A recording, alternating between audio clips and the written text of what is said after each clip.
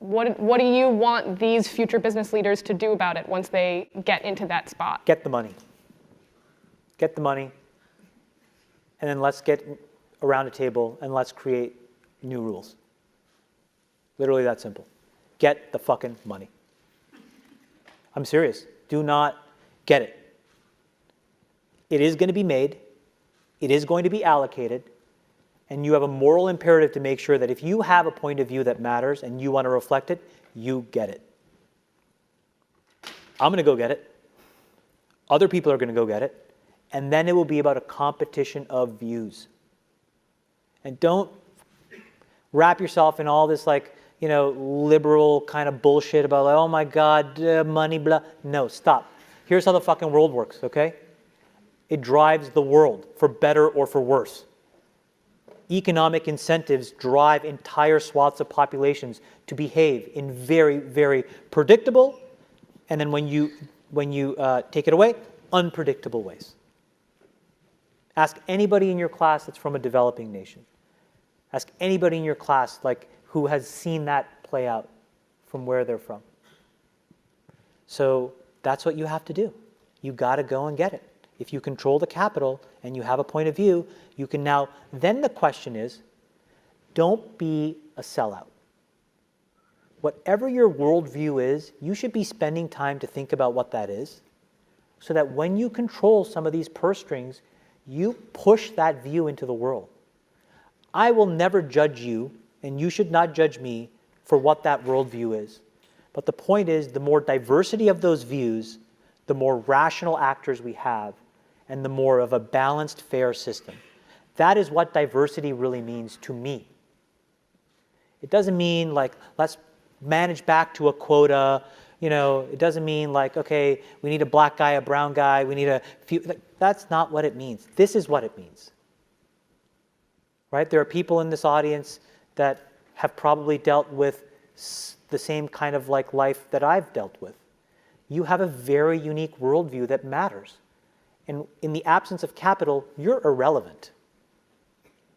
With capital, you're powerful. And then you decide. In small ways, in medium-sized ways, in large ways, right? It just depends on the scale of capital that you have. And so that's what's necessary now in capitalism, which is that we have to come back to what is it really? Is it an economic system? Yes. But it is a philosophy as well. Right? And it's a philosophy that says we will vote for the change we intend based on the views that we have. And when you look at the most successful people that operate in these tentacles, that's what they do. Look at the Koch brothers. That's what they do.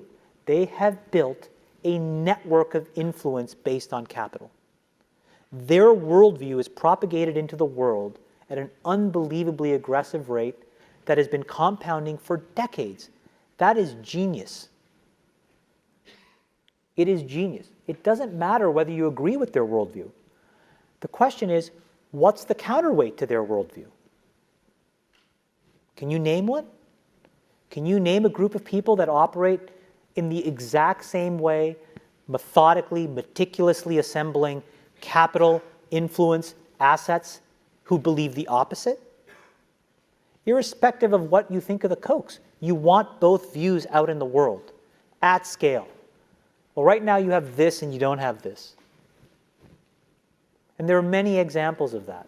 And so get the money and don't lose your moral compass when you do. Most of the psychology is really around how you grew up, okay? Let me tell you how I manifest when I'm not in balance. And when I'm not in balance, this is when I need to get to balance, which is I need to change something. So what do I do when I'm not in balance? Something in my life that I value is out of whack. It's not fitting.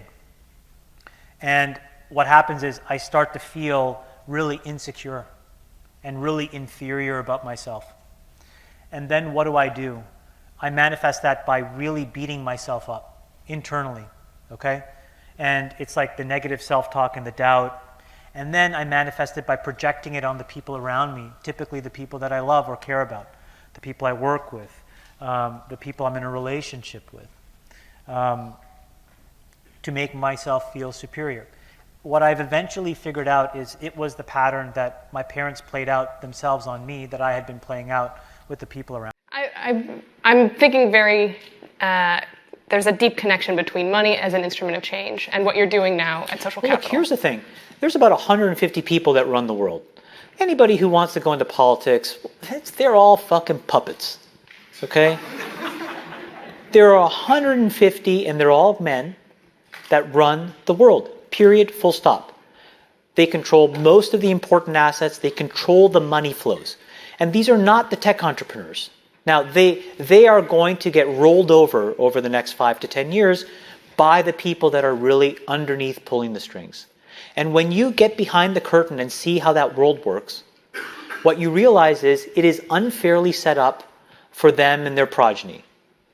Now, I'm not going to say that that's something that we can rip apart, but first order of business is I want to break through and be at that table. That's the first order of business. And the way that I do that is by proving that I can do what they do as well as they do it. And then do it better than how they do it. Because at the end of the day, they are commercial fucking animals. Okay? And they'll open the door out of curiosity and they'll let me stay because I add value. And then once I'm there, I can open the door for other people who can try to do the same thing. So my entire goal now is to be in a position to aggregate enough of the capital of the world to then reallocate it against my worldview. And I'm not saying my worldview is the best or right, but it is mine. And at the end of the day, there are 150 other fucking guys with their worldview, and they don't give a shit what you think about their fucking worldview. That's the truth. And so why not me? Why not? Why not one of you? Why not? And so in my life now, I'm just kind of like, why not? Why the fuck not?